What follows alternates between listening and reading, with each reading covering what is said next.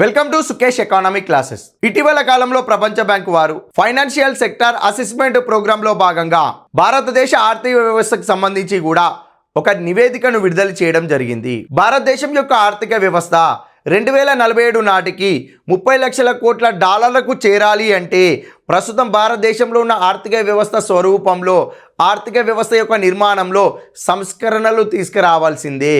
భారతదేశంలో మూలధన మార్కెట్ను పెంచాలి, ప్రైవేట్ పెట్టుబడిదారులకు అవకాశం కల్పించాలి, ప్రైవేట్ రంగ పరిశ్రమలు ఎక్కువగా మూలధనాన్ని సమకూర్చేటట్లు చర్యలు చేపట్టాలని చెప్పి ప్రపంచ బ్యాంకు వారు విడుదల చేసిన నివేదికలో తెలియజేశారు. మరి ఈ ఫైనాన్షియల్ సెక్టార్ అసెస్మెంట్ ప్రోగ్రామ్ అంటే ఏంటిది అనంటే భారతదేశ ఆర్థిక వ్యవస్థ యొక్క స్వరూపాన్ని ఒక 5 సంవత్సరాల ముందుగానే అంచనా వేసి రానున్న రోజుల్లో భారతదేశం యొక్క ఆర్థిక వ్యవస్థ స్వరూపము తగ్గుతుందా, అనగా ఆర్థిక వ్యవస్థ స్వరూపంలో ఆర్థిక వ్యవస్థ కుదేలవుతుందా, ఆర్థిక వ్యవస్థ అనేది భూమి అవుతుందా అని చెప్పి ఈ ఫైనాన్షియల్ సెక్టార్ అసెస్మెంట్ ప్రోగ్రాంలో భాగంగా IMF అనే సంస్థ, IBRD అనే సంస్థ ముందుగానే దేశాల ఆర్థిక వ్యవస్థ యొక్క స్థితిగతులను అంచనా వేయడం కోసము ఈ రిపోర్ట్లను తయారు చేస్తుంది.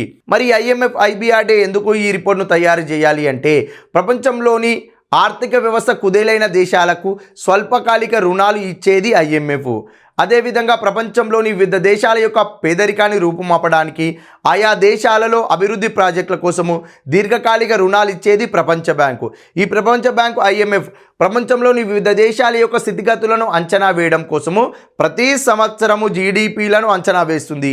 వీటితో పాటు 5 సంవత్సరాల ముందు, 10 సంవత్సరాల ముందు ప్రపంచంలోని వివిధ దేశాల యొక్క ఆర్థిక స్థితిగతులను, అనగా ఆయా దేశాల యొక్క కేంద్ర బ్యాంకు, అదేవిధంగా విత్త సంస్థలు, స్టాక్ మార్కెట్లు, ఆయా దేశాలలో ఉన్న రంగాల వారీగా GDPల వివరాలను ముందుగానే 5 సంవత్సరాల ముందు అంచనా వేయడం జరుగుతుంది.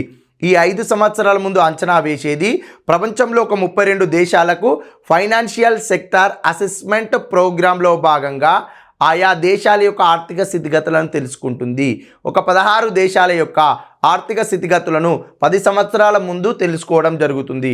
మరి ఈ 5 సంవత్సరాల ముందు తెలుసుకునే దేశాలలో భారతదేశం కూడా ఉంది.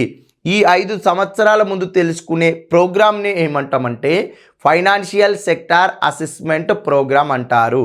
భారతదేశం యొక్క ఫైనాన్షియల్ సెక్టార్ అసెస్మెంట్ ప్రోగ్రామ్ మొదటిసారిగా 2017-18 సంవత్సరంలో చేశారు. తర్వాత రెండవ ఫైనాన్షియల్ సెక్టార్ అసెస్మెంట్ ప్రోగ్రాము 2023-24 నిర్వహించారు.